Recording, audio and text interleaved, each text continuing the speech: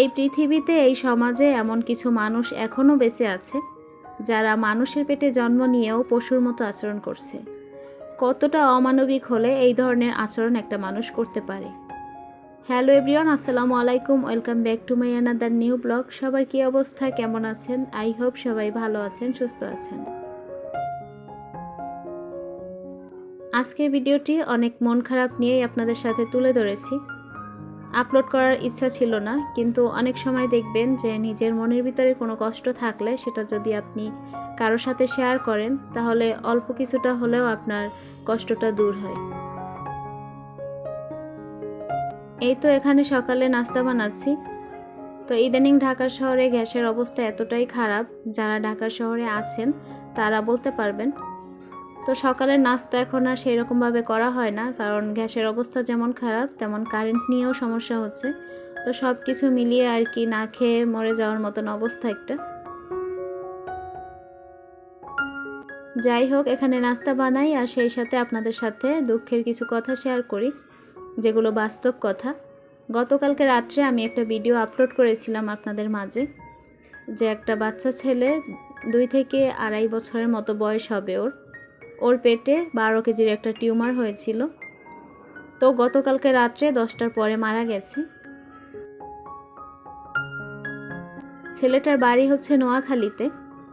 তো ও ঢাকা প্রথমে ধানমন্ডি হসপিটালে ছিল, তো ওখানে ওর অপারেশনের কোনো ব্যবস্থা করা হয়নি বা ওখানে ডাক্তার ওকে অপারেশন করার জন্য অ্যালাউ করেনি। তো এই জন্য ওকে হচ্ছে উত্তরা হাই কেয়ার জেনারেল হসপিটালে নেওয়া হয়েছিল। তো ওখানে ওর অপারেশন হয়েছে। ছেলেটার বাবার আর্থিক অবস্থা এতটাই খারাপ যে তার যে ছেলেটার ইনজেকশনের যে একটা খরচ আছে সেটা যে সে খরচ করবে এমন অবস্থা তার নেই। তার ঘর বাড়ি যা কিছু ছিল, জমি জমা, সব কিছুই সে এই ছেলের জন্য বিক্রি করে দিয়েছে।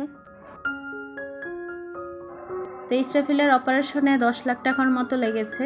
এ টাকাগুলো কিন্তু সবাই ইসরাফিলকে সাহায্য করেছে। ইউটিউবে ভিডিও দেখে দেখে কিন্তু সবাই সবার সামর্থ্য অনুযায়ী আর কি ইসরাফিলকে হেল্প করেছে। তো যাই হোক, এখানে কষ্টের কথা হলো যে ছেলেটা একদমই নিষ্পাপ। ওর কিন্তু বয়স অনেকটাই কম।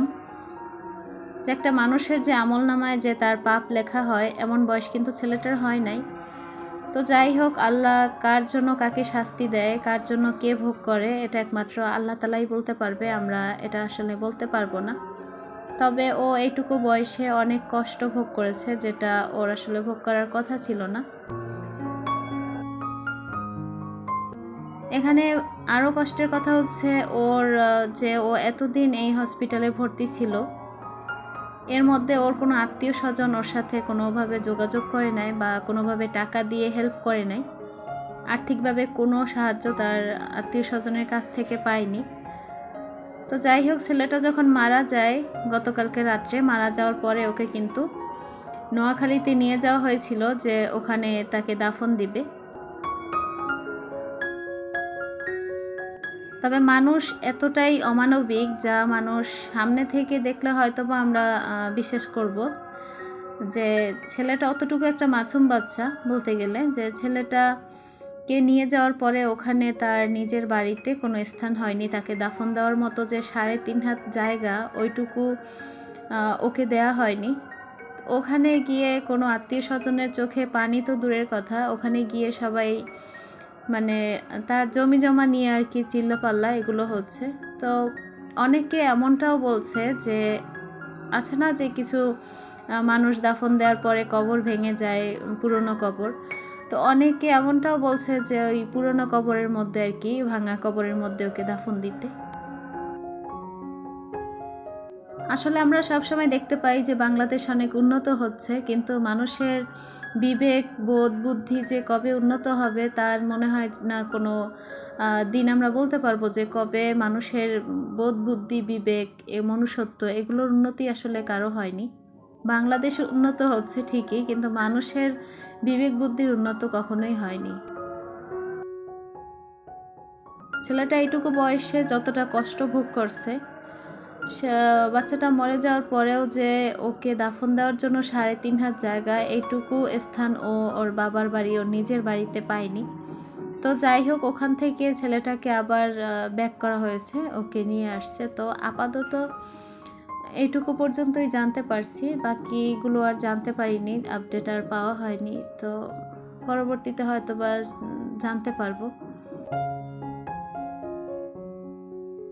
তো আমরা যখন ফেসবুক, ইউটিউব এগুলোতে ঢুকি, তখন কিন্তু আমাদের সামনে এরকমের মর্মান্তিক অনেক ঘটনা কিন্তু আমরা চোখের সামনে দেখতে পাই, শুনতে পাই। তো আসলে আমি বলবো কি যে আসলে আমার ও রক্তের কেউ না, এটা যেমন ঠিক, কিন্তু একটা মেয়ে তখনই একটা বাচ্চার কষ্ট বুঝতে পারে যখন তার নিজের সন্তান থাকে।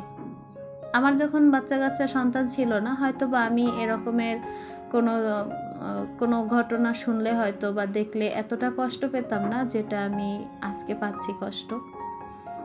তো যাই হোক, সবার কাছে এই জন্যই আমি এই কথাগুলো শেয়ার করি। আসলে শেয়ার করলে মনে হয় কি যে আমার কষ্টটা হয়তো বা একটু কমবে আর কি।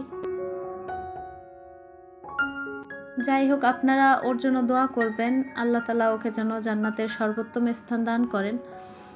আর ওর অবস্থা এমনই ছিল যে ও খাওয়া দাওয়া অবধি করতে পারেনি।